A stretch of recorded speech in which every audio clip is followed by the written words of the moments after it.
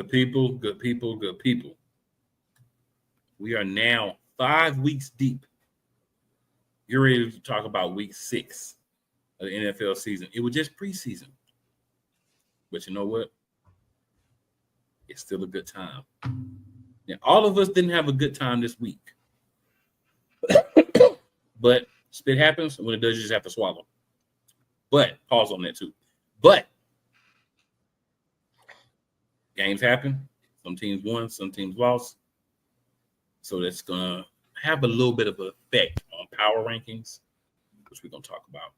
And, of course, we're going to preview all the shows for week 6 in the division, all the games. I say the shows games. Y'all know what it is.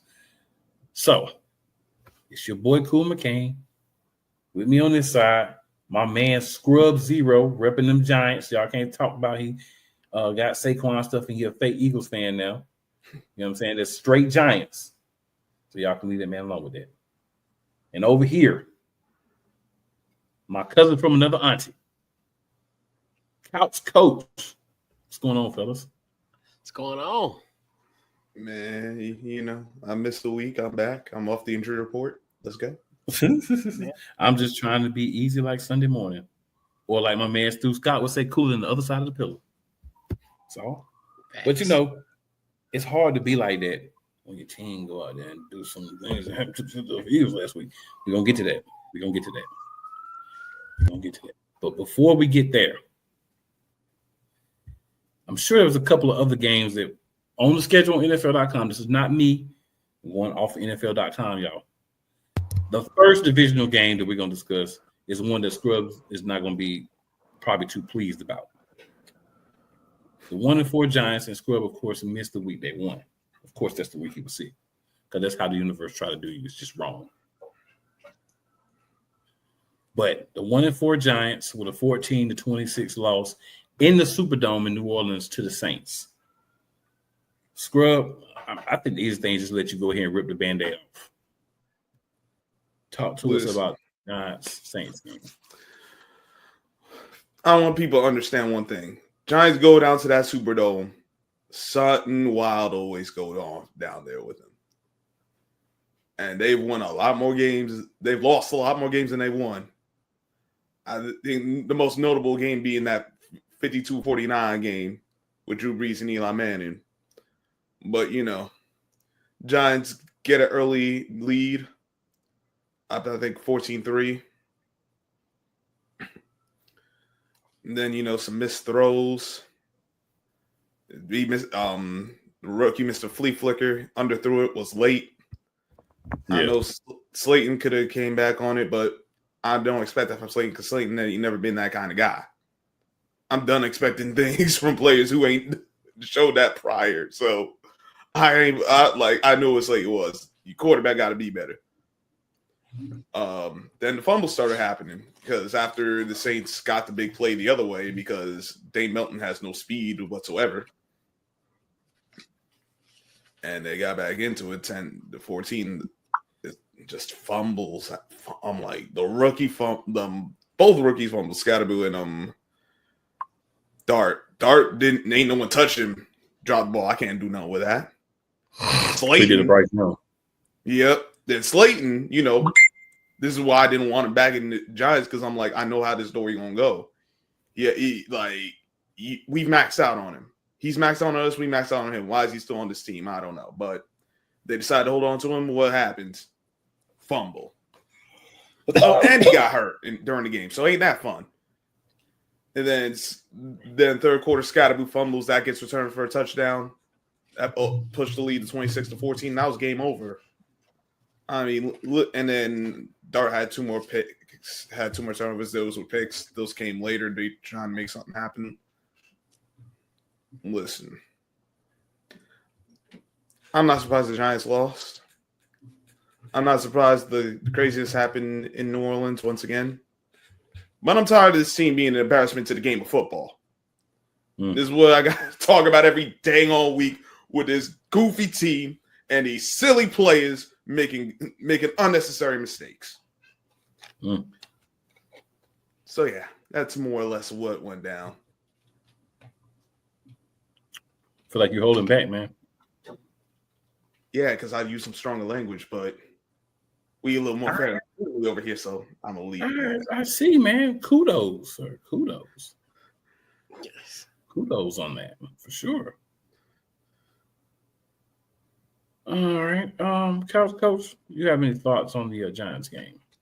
I mean, yeah, I think, like you said, a lot of missed opportunities. This was kind of, when you look at it, the grand scheme of things in the schedule, that this could have been a situation that they could have won this game.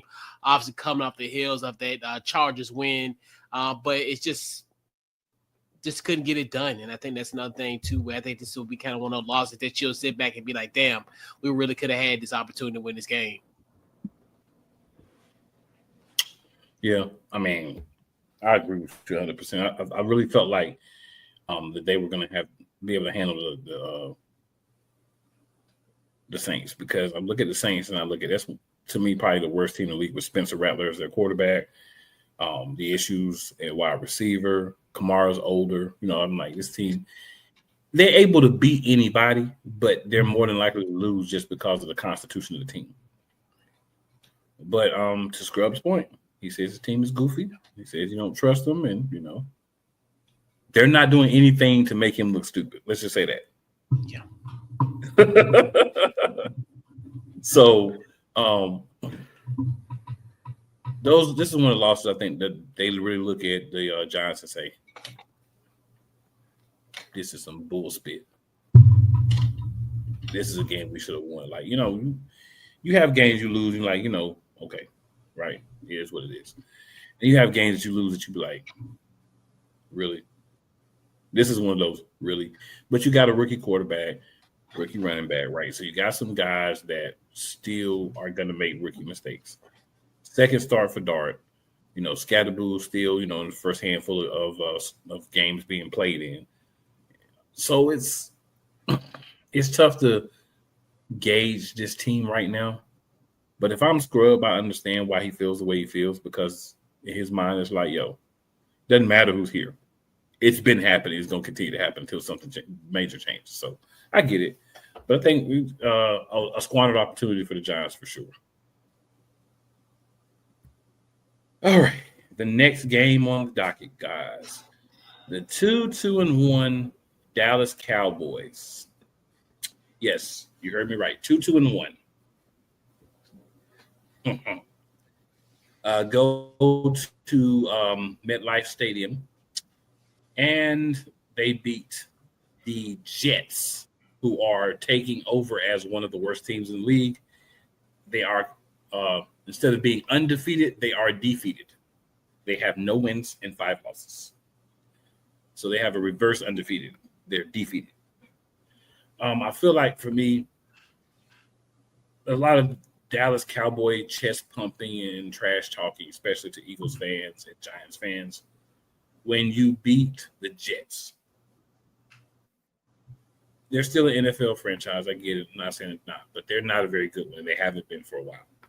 So, you know, if you're going to pump your chest when you beat the Jets, then when other people pump their chest when they beat the Jets and, you know, the lower tier teams, then you can't then be like, oh, you only beat the Jets. Because remember, you were doing it first. You look really good against the Jets, but again, a team in flux, a team that has a lot of issues. You got Aaron having been there before. Now they have Justin Fields. Fields actually has been playing well, but number one, 22 points, if you're going to be a defensive-based team, should be enough for you to win most games. Not when you give up 37 points. So a lot of things going on, but I think Fields actually is looking like he should be an NFL starting quarterback. And that's a positive, because if you're the Jets, at least if you got the quarterback situated and some of the other pieces, then you go work on the offensive line, you work on the defense, and you could become a better team. But if you don't have a quarterback, doesn't matter if you have everything else. And one team for sure can tell you that, and that's the Indianapolis Colts. You have everything, but you don't have a quarterback, you still trash. We'll go with Couch Coach, and then we'll end it off with Scrub. Y'all's thoughts? I mean, it was a good game. Obviously, you know, I mean, it was the Jets, but I mean, you look at that offense, they were clicking, and you know, it is what it is. great win. You know, we may not say that for the rest of the year, hopefully.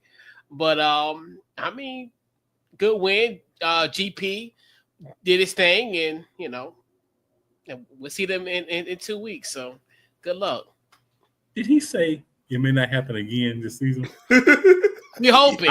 We hoping. I am completely for it, sir. I am completely for it. I support it. We got to. I support it.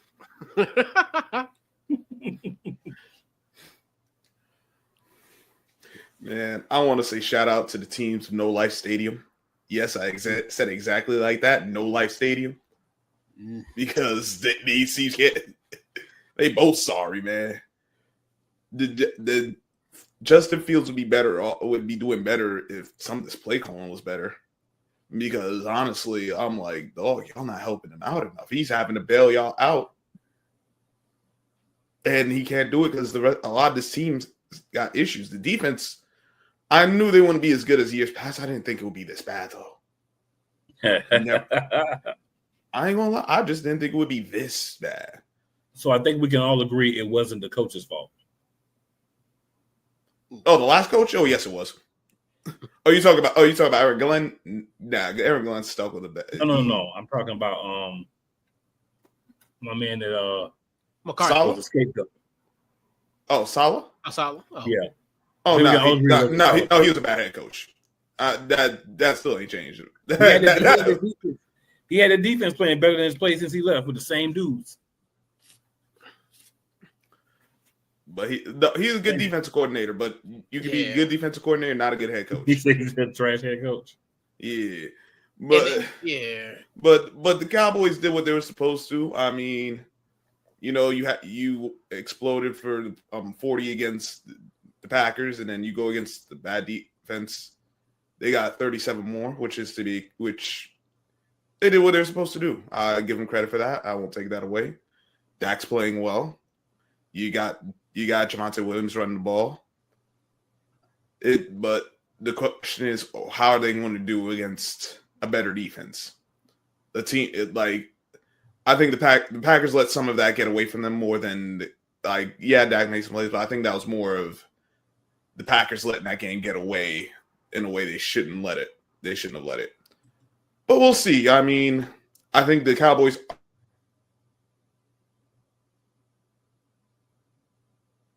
Uh-oh. No. Scrub went to the metaverse. He's back. Go ahead, Scrub. Go ahead. Dang, they trying to get me. Yeah. No, CeeDee Lamb is not a number one. He's never been a number one. Without him, the offense does flow a lot better. No one can argue that. No one can argue that. Like, I know all these people are like, he's a number one. Like, no, you're not. If you actually watch the games, you can tell they are a much better offense than and without. This is gonna keep the crash out king chilling for a few more weeks because he's gonna get most of the targets. Yeah, that is true. But we'll see how they handle some of the better teams that got better offenses. But solid win. But it's against the Jets, so there's only so much I'm gonna take out of it. I feel on that too. But if you're Dallas fans, man, I mean, you just won a Super Bowl. All right. The next one's gonna hurt. 3-2 Denver Broncos go to Lincoln Financial Field, where they haven't won since 1996.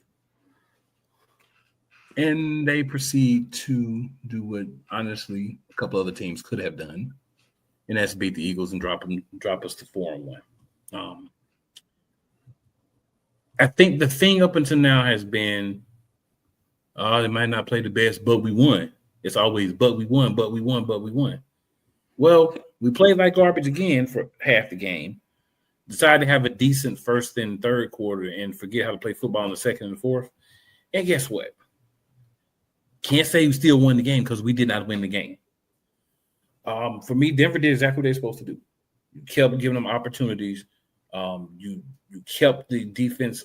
You kept your defense on the field because the offense was not doing anything. And at the end, really, the end of the third and the fourth. right? So tired down the Eagles defense. Guys were tired. When you get tired, you can be beat. They got beat. Sound game plan. We made mistakes ourselves. AJ Brown, he did run through a ball that probably would have been a touchdown. But he couldn't. He said he couldn't see it. So if you can't see it, you probably wouldn't have caught it either way, unless it just happened to fall into your hands. Jahan Dotson's got a 35-yard catch on the sideline, and my man can't keep his feet in bounds. You know what I'm saying? It's just that kind of stuff where you just be like, bruh, why? But, sooner or later, you can't dance on losing and then not lose. We dance too much. Too much dancing. So it is what it is. Shout out to Denver. They did what they needed to do. They got big plays from the guys. Cortland Sutton, as I feared. I kept him in my lineup, and he got me good points in fantasy. They were able to move him around. And then once Quinyon kind of wore down, because he ain't got no backup worth nothing they're talking about. So once he wore down from having to play so many snaps and, we're a little thin, some injuries, and this is not mistakes. These are called things that the other team capitalizes on. I'm not going to sit here and say, the Eagles lost because of injuries. No, the Eagles lost because execution was poor. The Eagles lost because, especially significantly offensively, it was poor. And then the last play in the end zone, unfortunately, AJ and Devontae was almost fighting for the ball. AJ's actually, I guess didn't realize it was Devontae and knocked the ball away. And, that sealed everything for Philly. But at the end of the day, man, you keep dancing with the devil sooner or later, or he going to get you. And we got. Scrub, any thoughts? How y'all got Bo, Nick? How y'all got Bo, dog? I'm sorry. Because, shameless plug, I did my live stream on Sunday on my channel, Scrub Zero. And we got Bo, my guy's an Eagles fan, and we was like, yo, how you got Bo, dog? It was like,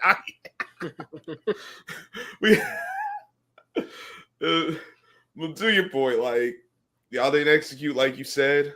2 of 11 on third down. You're not winning a lot of games going 2 for 11 on third. No, you don't. You can't let them have 70 your place to your 55. That don't work either. Because to your point, that defense out there too long and 18 fourth quarter points. That means they got a 2-point conversion on top of that. And that was the trashiest defense. Bruh, Keely Ringo run like he got cement blocks on his feet. And Dory Jackson run like he got cement blocks, but at least he got techniques. Keely Ringo ain't got technique, and he got cement blocks on his feet. This was that dude was wide open across for that. Like wide the fudge open. One of us could have caught that pass, bro. That part. Cool. There was something I did want to ask you because it's reminding me of past years when Sirianni was calling plays, or at least had more of his hand in the offense, and things just not going the way it's supposed to. Has it been? Have we kind of reverted back to that? So I don't feel like it's Sirianni calling plays, but I feel like we've got a guy calling plays that has never called plays before.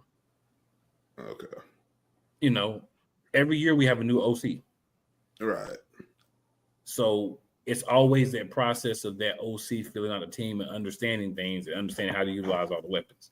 Even last year with the veteran OC, it took 4 weeks and about to kind of get things together to have an identity. The problem is we don't have an identity. We come out 1 week, we try to run the ball. The run doesn't work, we throw the ball sometimes. Sometimes the run doesn't work, we don't care, we keep running the ball. Sometimes we run up the middle 8, 9, 10 times in a row. Sometimes we actually do creative plays outside. And then our OC says if the play works, even if it works, if we don't feel like it's the right situation for it, he won't run it again. But that's learning. Okay. It's a learning curve, and it could be a little bit of somebody coming from the Sirianni school of understanding, which definitely be bad. Because it's something about it just give the sense like it's like years past. Like I know that it have been growing pains, like even last year, but I've seen enough of the Eagles under Nick Sirianni as the head coach that have an idea like his hand is in this a little too much to not think otherwise. Like I said, man, I don't even think it's him. I just think it's a guy that just has the same philosophy. That means he got his hand in it too dang on much. Because if you got the same philosophy, that's not good. And you elevated a guy from your staff that never called plays before. You know what I'm saying? That's been on the staff the entire time. So it's going to be some similarities because he's been on the staff the entire time. Right. Unfortunately for us Eagles fans.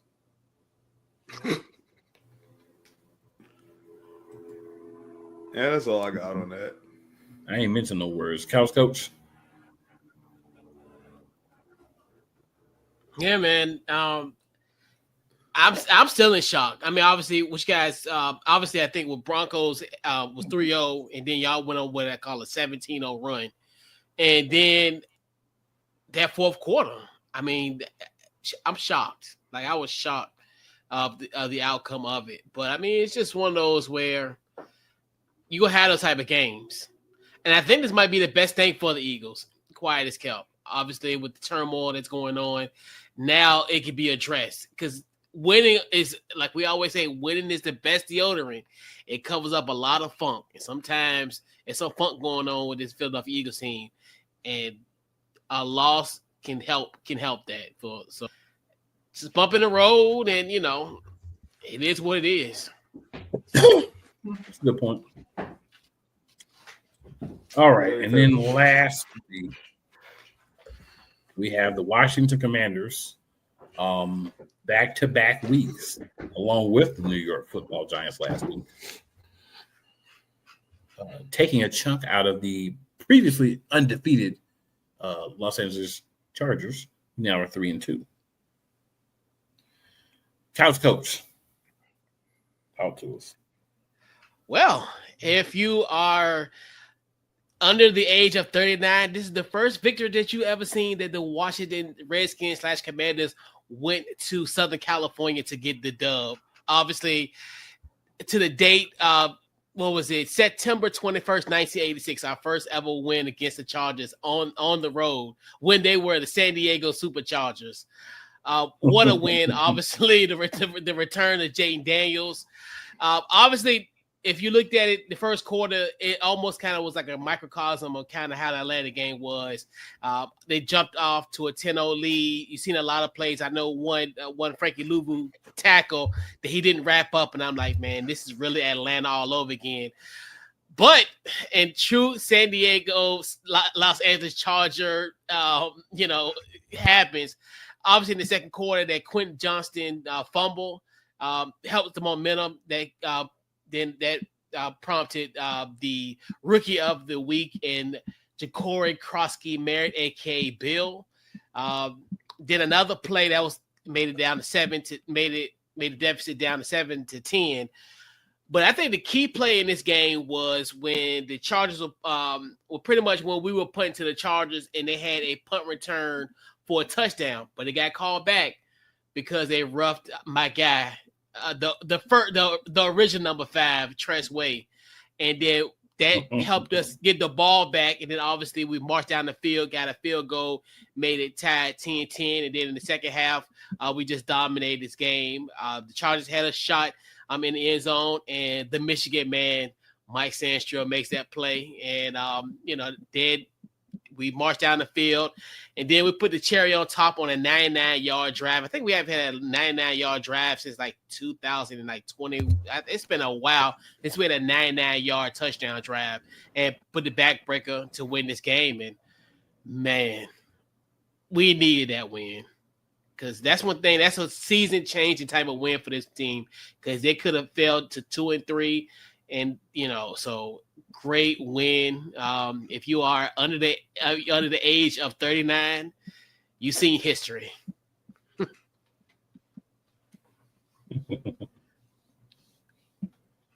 Fair enough. I'm gonna just say, good game, Washington. You did what you're supposed to do. You had the opportunity to go out and whoop them tricks, and you whooped them. That part. New York gave you the game plan. You followed it to perfection. Big ups to Jaden Daniels in his return. Thank you for helping my fantasy team in the league where I have Lamar Jackson and Joe Burrow. Both, of course, hemmed up. So I needed Jaden Daniels to do what he did for me this past week, and I needed him to do it again this week, even if Lamar Jackson plays, because my other quarterback in this two-quarterback league is not very good. I'll say that. But, hey, you won. You did what you're supposed to do. Too bad everybody else in the division didn't do that. Looking in the mirror. Not taking a shot at Scrub. I'm looking in the mirror. All right, Scrub, any thoughts? Man, you better than me. I'll take a shot at everyone. First team, I'll take a shot at the Giants. You know, good day go. I will take even when they win. I'll take a shot at nobody else when I'm living in the glass house. I'm not throwing stones from the glass house. Now, if I was in the brick house, I might throw a stone, but I'm in the glass house this week, so I ain't throwing no stones from the glass house. Man, I'll throw it I'll throw it at my own glass house, and I'll throw it at all the other glass houses. But that's not here today. Yes, you will. The wall charges are exactly what I expected they were. They're fraudulent. I mean, you had a chance to. Those two plays, the fumble and the roughing the punter. You're talking about at least a 10-point swing. The 10 points that ultimately went to the Commanders to tie the game at halftime. And that and what happens after, like, difference-making plays like that, because you're taking points off the board. It's not just the fact that you gave up the possession. You won deep in enemy territory, taking points off the board. Punt return for a touchdown, nullified by penalty. Points taken off the board.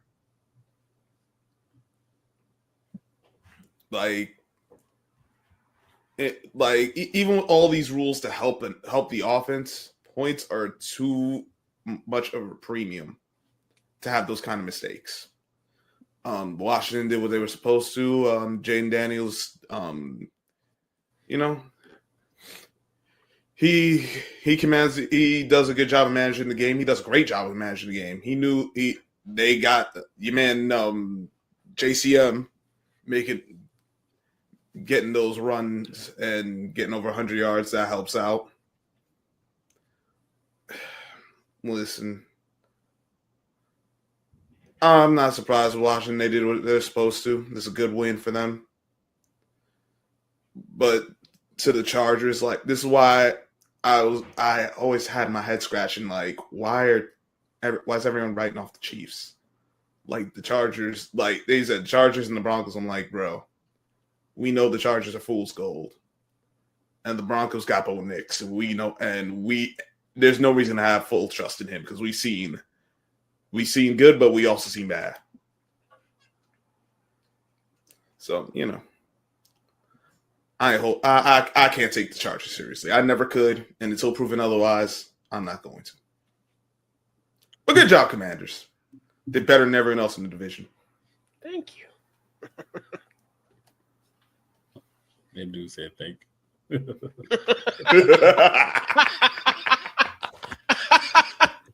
That daggone couch coach. Well, I tell you what. I tell you what. All right, guys, we're gonna run through this power rankings. We'll take a minute when we get to our division teams, and then we'll stop by every 10 teams in case y'all want to give any thoughts here. All right, so New Orleans Saints still at the bottom, even though they beat the Giants. They still have them as the last ranked power ranked team in the NFL. It's crazy. They only got a 3% chance of making the playoffs. Right above them at 31, Tennessee Titans. They only have a 4% chance of making the playoffs. I don't think there's anything we talk about those two. We know why they're there. It's very clear. Number 30, Cleveland Browns. They're down the spot. Dylan Gabriel is their new quarterback. and they have a 7% chance of making the playoffs. And that's all I got to say about that. At 29, we have the New York Jets. They actually moved up a space. They have a 3% chance of making the playoffs, and this is all according to Pro Football Focus. They have a 3% chance of making the playoffs, even though they ain't beat nobody. At 28, down 2 spots for losing to the worst team in the NFL, the New York Giants. They have a 1% chance of making the playoffs. They're down 2 spots. It's all good. I mean, it is what it is. At 27th, up 1 spot, the Cincinnati Bengals. Let's see if and when I say flaccid Flacco, I mean his arm is flaccid at this point in his career because he's been around too long. But flaccid Flacco, let's see if he can make a difference behind this terrible line. This line reminds you that if you don't have Burrow, you might be in what they say, trouble. Man, they was in trouble even with Burrow. So without him, man, Right. Yeah. That's why I say not just trouble. Trouble. All right, 26 down the spot. Oh, the 26 down the spot. The Carolina Panthers. I mean, they lost to the Carolina Panthers. The Miami Dolphins, they lost to the Carolina Panthers. I just so used to seeing Carolina Panthers this year. My fault, y'all. The Miami Dolphins, they have a 9% chance of making the playoffs. The Cincinnati Bengals have a 16% chance, according to Pro Football Focus. So they're really believing the return of Joe Burrow some point this season must be. Miami lost to the Panthers. I mean, what else do we need to say? At number 25, the Baltimore Ravens, they're down a spot. Their chance of making the playoffs is still 22%. I mean, they don't have Lamar Jackson, and everything's looking very ugly for them. That's really all that needs to be said. Las Vegas Raiders, crazy that they're above the Ravens, but they're down a spot. They have an 8% chance of making the playoffs. Geno Smith decided to write home and send it overnight. And Pete Carroll looks like he's washed up as a coach. At 23, up 4 spots after their big win against the Miami Dolphins, who definitely bottom 5, if not bottom 3 team in the NFL. The Carolina Panthers, they now have a 15% chance of making the playoffs, which is, for them, I would say sensational. Arizona Cardinals at 22, down 2 spots, 10% chance to make the playoffs. Cardinals are who we thought they were. Nobody's letting them off the hook. At number 21, New England Patriots, staying in the same spot. They have a 62% chance to make the playoffs. They actually have a 2% chance to make the Super Bowl. They're the first team on this list that has more than a 1% chance of making the Super Bowl. So that's interesting. This is all Pro Football Focus. This ain't me, so don't be all cool, blah, blah, blah, blah, blah. This is Pro Football Focus. Well, holla at them. Any thoughts on those teams, gentlemen? Yeah, the Cardinals they choked away a game to the Titans, which was hilarious, and I will never let them live that down. And you know, the Dolphins got tuna fish, and they're done. Beyond that, Cleveland, we just waiting to see when Shedeur gets in the lineup because Dylan Gabriel ain't that good, and they traded Flacco, who wasn't very good either. Last thing I got to say, Ravens have the worst defense in the NFL. Yeah. Bar none. At this point, yeah. At this point, it's super ugly for those fellas. Anything, house coach? Yeah, man. Like I said, Arizona. I know one thing. Jonathan Gannon, he wouldn't hit Brandon Graham. Now I know that's for a fact. I guarantee that was not gonna happen. So yeah, Brandon Graham would have hit him with a sure you can. Guess what? We'd have been like, in other news, the Philadelphia Eagles defensive coordinator is no longer. In other news, Brandon Graham is being arrested. He's been arrested and is being charged and arraigned on charges of physical violence. Right. And assault. Assault. And no one could blame him because the defense coordinator, the former defense coordinator, he was sorry. Yeah. He would have been sent to a level 1 trauma unit center if he would have hit Brandon Graham. Let's put it that way. Put it lightly. I like that. It's a family show. I like that. I like that.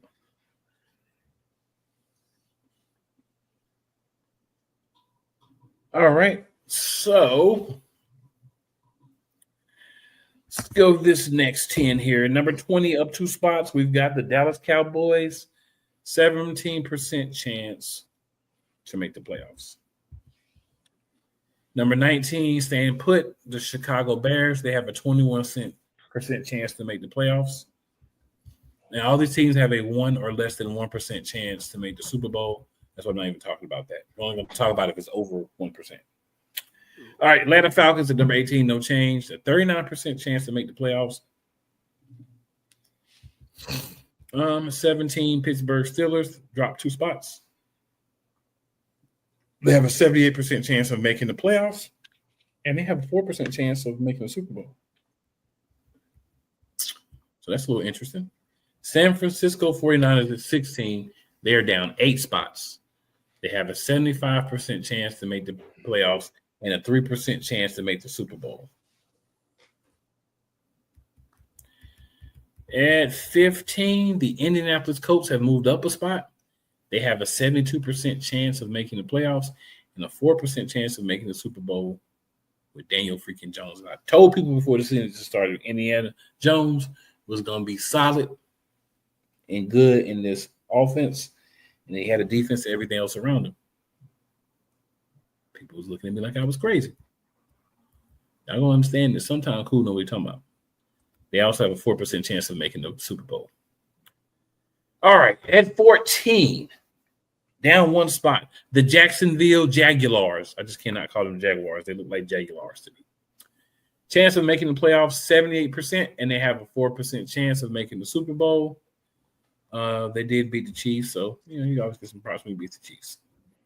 And number 13, down 1 spot, the Seattle Seahawks. Oh, and Jacksonville does have a 4% chance to make the Super Bowls, but if I didn't mention that. Seahawks are down 1 spot at 13. They have a 41% chance of making the playoffs and a 2% chance of making the Super Bowl. So it's getting interesting. Nobody's at a really high percentage now, right, for making the Super Bowl, but somebody's got to be. So let's see where it starts at. At number 12, up 3 spots, the Minnesota Vikings, 37% chance to make the playoffs, 2% chance of making the Super Bowl. At number 11, the Tampa Bay Buccaneers are down 1 spot. They have an 81% chance of making the playoffs and a 4% chance of making the Super Bowl. Any thoughts on those teams, gentlemen? Let's see. Cowboys, they're all right. Bears, Falcons, Steelers, I don't trust the quarterback. And they're playing, and right now the rest of their division is down, so that's why they're in a good spot. Niners, I will say, they play better with Mac Jones so far than Brock Purdy. That's just my opinion. I don't know that. I think he's done a better job this season so far. We'll see how that ends up. Colts, let me know when they actually play a team that can actually hang. That's not sorry like the Raiders, because they're gonna bully those weak teams. But when they actually got to play the team's worth something on their schedule, we'll see how they hold up. I know the team. I'm more so talking about the quarterback. I have more faith in the rest of the team around, but we'll see. Jags. Hey, shout out to the Jags. Shout out to Eli Manning 2.5. For those who don't know, that's what I call Trevor Lawrence, because he really be looking like Eli Manning sometimes, man. And just because he a newer model don't mean he a better model. But he did pull out the win against the Chiefs. That's a good point. Yeah. Seahawks, I don't trust Sam Darnold. He threw the pick late. So that's the Sam Darnold I know. Vikings, they gotta fix it. They gotta find who gonna be quarterback, because Carson Wentz ain't it. And the Bucks, like offensively, they're doing great. I like Ibuka, but their defense, man, oh dear goodness, their defense is an atrocity.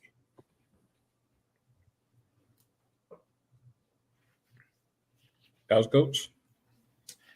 I'm shocked at some of these teams at where they are. Like as far as I figure the Jaguars gonna be a little bit higher.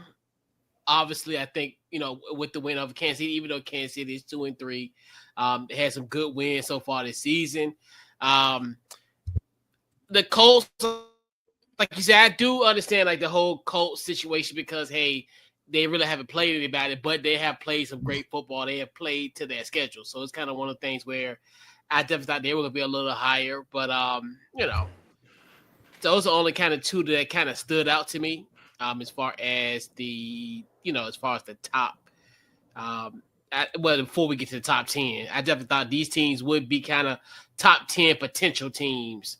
As we look into the top 10, you're like, okay, yeah, that's what we're going to fight. Fair enough. All right, at number 10, we have the Los Angeles not Superchargers. 66% chance of making the playoffs, 4% chance of making the Super Bowl, and they're down 3 spots. At number 9, up 8 spots, so the reverse of previous team, the Houston Texans.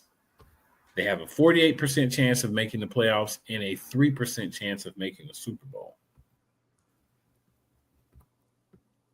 At number 8, up 3 spots, the Denver Broncos, 64% chance of making the playoffs, 5% chance of making the Super Bowl. So now we're getting a little bit higher on these percentages. At number 7, a team that coach knows very well, the Washington Commanders, up 2 spots, 55% chance of making the playoffs and a 4% chance of making the Super Bowl. It's amazing the difference that Jaden Daniels makes. At number 6, staying steady, the Los Angeles Rams, 65% chance of making the playoffs and a 5% chance of making the Super Bowl. The one thing I like about their rankings is they just say making, they don't say win. So I like that. Number 5, the Green Bay Packers, holding steady, 77% chance to make the playoffs and a 7% chance of making the Super Bowl. At number 4, down 1 spot, the Kansas City Chiefs. Chance of making the playoffs, 69%. 9% chance of making the Super Bowl. So, percentage is getting a little bit higher, but yeah, I think they're going to slide up here soon. All right, number 3, down 1 spot. The Philadelphia Eagles. Chances of making the playoffs, 84%. Chances of making the Super Bowl, the same as the team they played last year in the Super Bowl, Kansas City Chiefs, 9%. All right, and number 2, up 3 spots, the Detroit Lions. They have a 79% chance of making the playoffs and a 9% chance of winning the Super Bowl. It was funny that they're ranked over the Eagles, even though the Eagles have a higher chance of making playoffs. Just something to look at. And they have the same chance of making the Super Bowl. And then the team that America adores, and I know the NFL is giddy, and it is definitely Josh Giddy. The Buffalo Bills, 95% chance of making the playoffs and the highest chance of making the Super Bowl. The only person over 10% is 16%. Your Buffalo Bills. So in that top 10, we had Philly at 3, and then we had the Commanders at 7. So we got 2 teams that seem to be hovering around that top, 7, top 5-ish. So we're going to see how those teams continue to perform. If the Giants and the Cowboys can, turn things around long term and see if they can slide up and make some moves themselves in the power rankings. Any thoughts on the top 10, guys, before we get into the last part of the show? This is one thing I know of. This is why I don't like Pro Football Focus, because they rely on analytics a lot. Walter shouldn't be up. Chargers shouldn't be up here. They ain't. That's ridiculous. Texans had a huge jump, which I don't understand. I mean, they did have a good game finally, but to jump up all the way to top 10, nah, that's crazy. Now, maybe they right the ship, but I'm not going to be a prisoner of the moment off of 1 week against the worst defense in the league. Broncos, we already talked about Broncos and Mo Knicks. They got a good team. I don't have a lot of faith in the Knicks, but we'll see. Washington, we know Jay Nez makes a difference. I just think the team is average. And I think that's going to ultimately be their undoing, but they belong up here. The Abs, I'm surprised they didn't go down. Not because I think they should be way down, but that was a tough loss they had. And right now it's showing that the Niners kind of have control of things in their division. Packers, they had the bye, so they still got some things to figure out. Whether Jordan Love got to stop going for the home run play and just check down some more. Kansas City, we know they still love them. So Kansas City, I think they'll still win their division, but they need some help on both sides. Then the Eagles, we know we went over them. I gotta say too much on them. They just gotta figure out what their identity is. They could also you could always try to get a pass rusher in the trade market, but we'll see how that goes. The Lions, I mean, they're starting to pick things up now. They're kind of looking how they did last season, so no surprise there. And then the most overrated team in the league, the Buffalo Bills. After you done lost to Drake May, a quarterback I ain't got much use for. Drake. And honestly, the Bills are in trouble, dog, because the Patriots ain't going to go away. And if they couldn't beat the Patriots at home, they got to go to Foxborough. Listen, let me know when the Bills get to the Super Bowl. Until then, I look at them like the Chargers, fool's gold. How's Coach? Yeah, all power rankings aren't created equal. I do power rankings every week. In the Wednesdays, couchcoachlive.com. We're here. But anyway, shameless plug. Buffalo Bills at number one after they lost. We can't do that. I think Detroit should be there because obviously 4 straight wins. The only loss they had was against Green Bay in week 1, so they've been rolling ever since. Like you said, Kansas City is 2-3. Who in any power ranking, a 2-3 team is a top 5 power rankings in the NFL. That does make zero sense. They're 2-3. You would think they're like undefeated where they're at. They're 2-3. I could have justified it if they were 3-2 in the one Monday night's game because it would have been like, all right, they're trending up. Right. But you're under 500, so that to me that makes zero sense. Like you said, Green Bay should be no change because a value shouldn't be disqualified. You should be graded. You should stay where you're at prior to the bye week.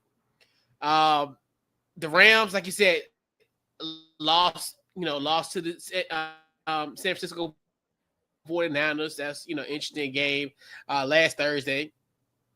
I think Washington a little bit too high because obviously I think just the what I call the prisoner of the moment kind of where they had, hey, you got a good win in the West Coast.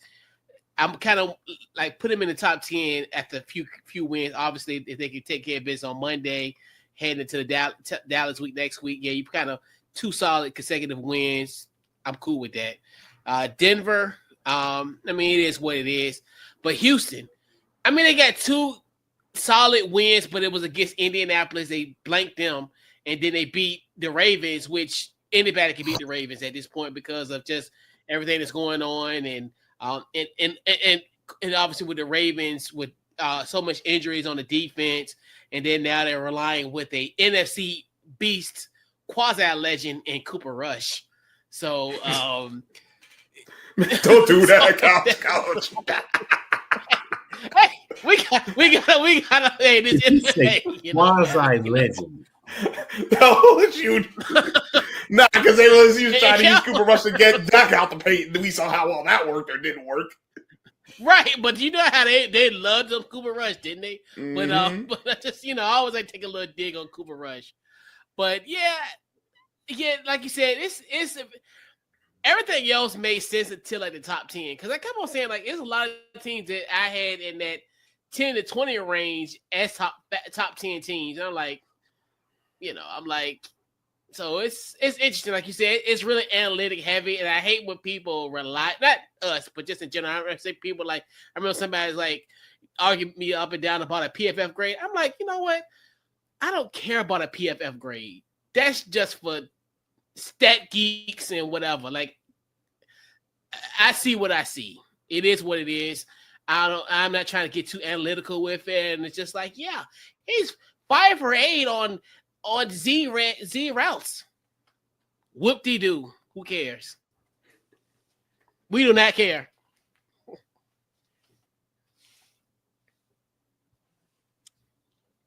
Much stuff to say after that. There you go.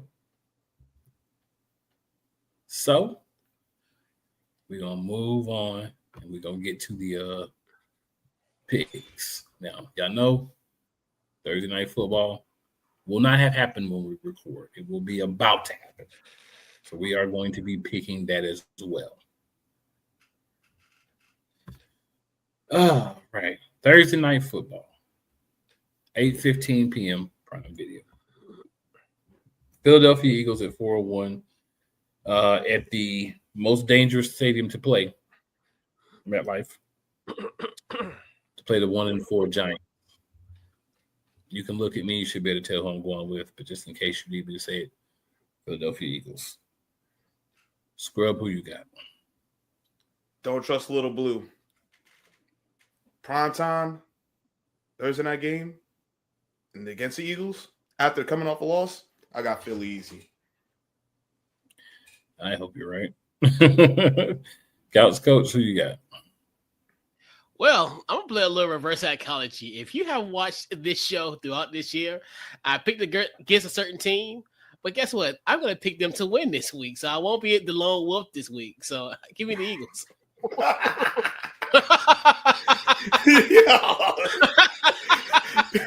You're a terrible couch. Little reverse psychology. Why not? 1 p.m. Eastern, here in Charlotte, Bank of America Stadium. The 2-1 Dallas Cowboys come to town to play the 2-3 Carolina Panthers. Got them a win, feeling good about themselves. And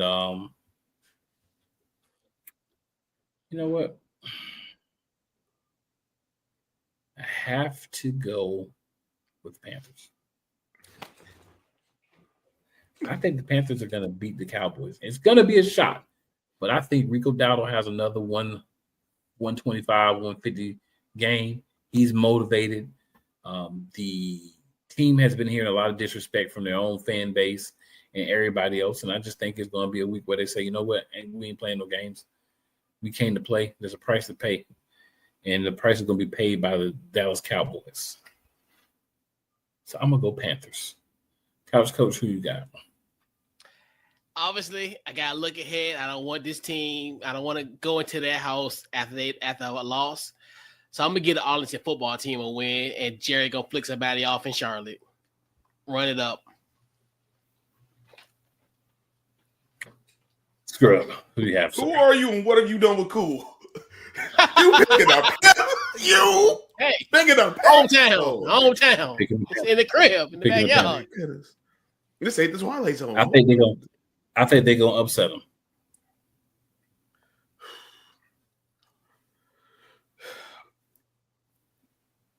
I think it's still going to be the Cowboys. I mean, the Panthers. Yeah, they came back. They won. They did some good things, but I was against the Dolphins. And let's be honest, the only win the Dolphins had is against the Jets, because the Jets defense they got the second worst defense in the league. And they had to rob the Jets on a touchdown that ultimately got called back on the pass interference. But by letter of the law was pass interference, but we don't see that get called often. But that's not here nor there. I don't trust the Dolphins. Like, I'm not taking that win against the Dolphins to mean worth much. I don't take the win over the Jets to mean much either. So yeah, but I take the offense of what the Cowboys did against the Green Bay to mean a little more than that. And so as long as CD Lamb ain't in the lineup, I think they'll flow better. I mean, I hope I'm wrong. I would like Panthers to win, but I ain't holding my breath on that. I wouldn't bet no money on it. I'll tell you that much. I definitely would bet no money, but hey, free pick Bastrande Huevos. All right. Monday night, the second Monday night game. I don't understand why we keep having 2 Monday night games, but it is what it is. The 2-2 Chicago Bears, Caleb Williams, and his focus on other things besides playing football, against the 3-2 Washington Commanders in Landover, Maryland. I'm going to take the Commanders. They are at home. The Bears look good. They look bad. They look okay. The Commanders with Jaden Daniels, they look good. So that's what I'm going with. Scrub, who are you picking? We'll let Couch Coach finish it up. This is like a toss-up. But I'm gonna go with the Bears. I think coming off the bye, I think they'll actually do some things. This one that like I said, I'm not gonna be surprised either way. It's kind of hard to gauge because the Bears kind of have been up and down, but they played some solid football in some moments. Commanders have played some solid football in some moments. If it comes to the quarterbacks, I got more faith in Daniels than Caleb Williams. If it comes to the rest of the team, though, I got more faith in the Bears than I do the Commanders, and I think that's ultimately what it's going to come down to. Okay. Couch Coach? This game scares me. I will be completely honest with you because it's almost eerily similar to the matchup last year. Chicago was coming off a bye. They had a great win in London. And fast forward this year, they had, to me, a great win against the Raiders, which, I mean, hey, it is what it is. You still got the win, and you get the bye week. Wearing the black jerseys yet again. I think about, obviously, the Hail Mary. I think about the 2023 matchup when DJ Moore looked like Jerry Rice on a Thursday night. But I got the Commanders. I think the place is going to be rocking. It's going to be a blackout, and it's just going to be it's something different now at Northwest at night. Northwest after dark is going to be a very scary place for opponents. And give me the Commanders. I like how Couch Coach kind of breaks it down and give you like a little bit of everything, throw some other outside things in there. The specific brand of Couch Coach, and him giving you, his thoughts in the game. Ain't nothing wrong with it. Just, it's different. I like different. So, listen, after Monday night, we're gonna be showing off them nails. That's all I'm gonna say. All right, man. Wow, I will not be showing off them nails, but hey, if that's your thing, bro. Do you? Pimp. Do you? Do you? But man, I'm excited about this week. It's fun. Commanders should be a good game with the Bears. I think the Bears will make it competitive. Eagles and Giants, and we always want Dallas to lose. I actually think, though, for real, not just because I want them to lose. I think they're gonna lose. Have I been wrong before? I have a gut feeling it could just be indigestion. You never know. But we're gonna roll with it. So shout out to our co-hosts who weren't able to be on tonight. Shout out to my man Scrub, my guy Couch Coach, for sitting in with your boy. Make sure y'all tapping in. Make sure y'all going to all the channels. Make sure y'all following us. And make sure that y'all are back here next week for another episode. NFC Beast. The best division in football. You thought you were going to go without hearing it. You weren't. Never forget, there is only one division that all 4 teams have won. Not one, but 2 Super Bowls. The rest of y'all ain't even all won one. So until you can match or surpass us, stay beneath us where you are. It's all about the East. We the Beast. That being said, we out. We will see you next week. Best division of football. New hashtag.